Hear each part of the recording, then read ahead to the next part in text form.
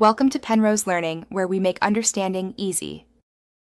You start by opening Imovie and loading the project that contains the clip you want to clean. Tap the video in the timeline so the yellow outline appears, then tap the speaker icon to access audio controls. This exposes the volume slider and waveform so you can see background noise.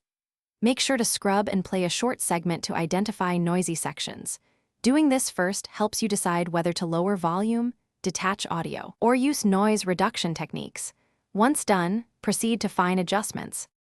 Now you reduce unwanted background levels.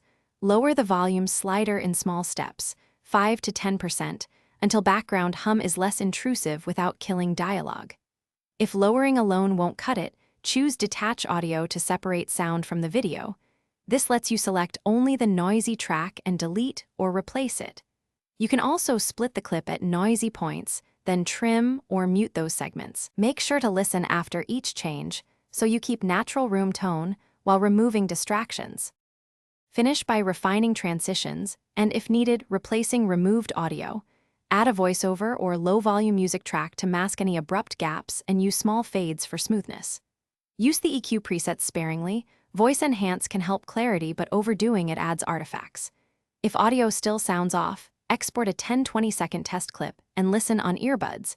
This reveals problems iPhone speakers may miss. If things go wrong, undo recent steps or re-import the original clip and repeat targeted edits. Thanks for watching. If this was helpful, leave a like and consider subscribing. See you next time.